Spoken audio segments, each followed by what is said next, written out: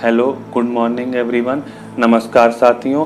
प्राणायामों के इस क्रम में आज हम दूसरे चरण की ओर अपने दूसरे प्राणायाम का अभ्यास करेंगे, जिसका नाम है कपालभाति। प्राणायामों में सर्वत्र ब्रह्मास्त्र का नाम धारण करने वाले इस प्राणायाम को करना अति आवश्यक है और इसके एक नहीं कई प्रकार के लाभ हैं। कपालभाति प्राणायाम करने के लिए हम अपने सांस को बाहर छोड़ेंगे और पेट को जितना संभव हो सकता है अंदर की ओर लेंगे। या एक तरीके से आप यूँ समझे कि आपको झटके से सांस को बाहर करना है और अपने पेट को अंदर की ओर करना है। Pull the stomach inside as much as you can. जितना आपसे संभव हो सके उतना आप अपने पेट को अंदर करें। आइए साथियों, इस प्राणायाम का अभ्यास करते हैं। इस प्राणायाम को करने के लिए पद्मासन, सुखासन आप किसी भी अवस्था में बैठ सकते हैं और इन अवस्था में बैठकर आप ध्यान मुद्रा को लगाते हुए, अगर आप आरंभ कर रहे हैं तो आप आंखें खोल के भी कर सकते हैं। अगर आपका अभ्यास है तो आप इसको आंख बंद करके भी कर सकते हैं। इस प्राणायाम को करने के लिए आप अपनी सांस को बाहर छोड़ेंगे और पेट को अंदर लेके जाएंगे।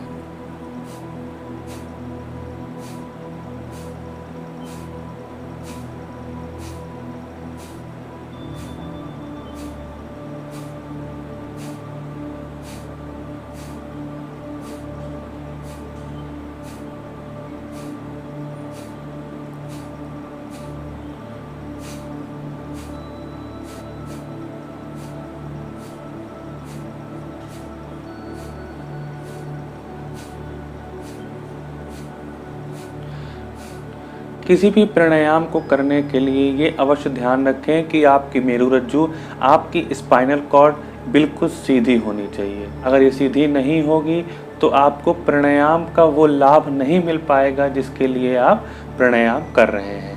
प्राणायाम, जैसा कि मैंने आपको पहले भी कहा, प्राणायामों की सूची में ब्रह्मास्त्र कहा जाने वाला ये प्राणायाम, जिसका बहुत ही विशेष योगदान और एक महत्वपूर्ण प्राणायाम है। कपालभाति प्राणायाम करने से कैंसर जैसे असाध्य रोगों में भी आपको लाभ मिल सकता है। और मैं इस प्राणायाम की अगर बात करूं तो महिलाओं के लिए विशेषकर ये प्राणायाम अति आवश्यक है और बहुत ही महत्वपूर्ण प्राणायाम है।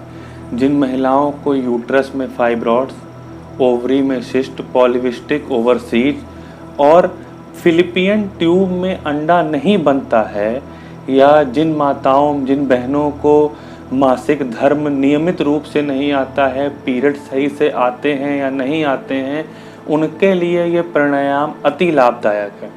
इस प्राणायाम को 5 से 10 मिनट करने से ही 15-20 दिन या महीने भर में ही करके आप सभी बीमारियों से निजात। पीरियड ज़्यादा या कम होते हों या किसी भी प्रकार का रोग हो, इस कपालभाति प्राणायाम को करने से, किसी को भी पीरियड ज़्यादा या कम आते हों या किसी भी प्रकार का रोग हो, इस कपालभाति प्राणायाम को नियमित रूप से करें। कपालभाति प्राणायाम करने के लिए 5 से 15 मिनट की अवधि निर्धारित की गई है। 5 मिनट करने के बाद आपको 1 मिनट का गैप लेना है और 5-5 मिनट की 3 आवृत्तियाँ करनी है। या कहा जाए तो 5 मिनट के आपको 3 सेट करने हैं और हर एक सेट में 1 मिनट का गैप लेना है।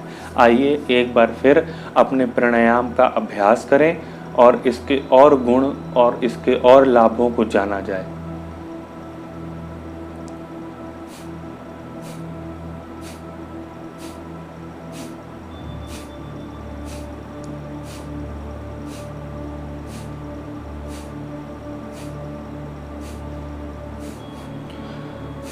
साथियों, कपालभाति प्राणायाम करने से आपको किसी भी प्रकार का स्टोन, गाल स्टोन या पेनक्रियाज या किसी भी प्रकार की आपको गांठ हो, इस प्राणायाम को करने से आपको नियमित रूप से लाभ मिलता है।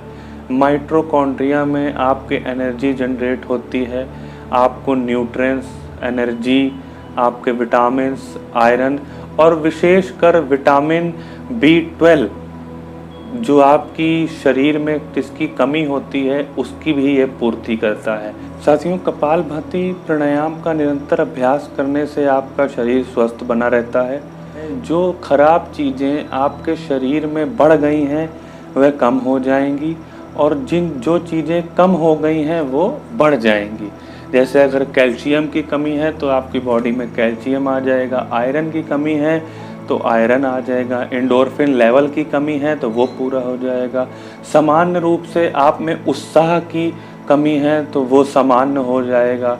और जिस प्रकार आपने ये महसूस किया कि कपालभाति प्राणायाम करने से आपके पेट को अंदर बाहर और सांसों को अंदर बाहर किया जाता है, अपने पेट को हम अंदर बाहर करते हैं या पेट कोई ऐसी एक्सरसाइज करते हैं जिससे पेट के ऊपर प्रभाव पड़े, तो इसका सीधा संबंध या कहें आपको सीधा लाभ आपके पाचन तंत्र है उसमें आपको विशेष लाभ मिलता है। अगर ये कहा जाए कि आपको कब्ज, मोटापा, अर्थराइटिस और गाल स्टोन जैसी बीमारियों में भी ये बहुत ही कारगर सिद्ध हुआ। किसी भी प्रकार के रोग में कपालभाति अत्यंत ही लाभकारी सिद्ध हुआ है। इसी प्रकार आप अगला प्राणायाम वह प्राणायाम की जानकारी लेने के लिए आप चैनल को देखते रहें और इसी तरह हमारे साथ बने रहें। अगर इस प्राणायाम की जानकारी आपको अच्छी लगी हो, ये प्राणायाम के बारे में आपने कुछ सीखा हो, कुछ जाना हो, अगर ये आपको वीडियो अच्छी लगी हो तो साथियों लाइक करें, शेयर करें, कमेंट करें और देखने के लिए धन्यवाद। Thank you for watching.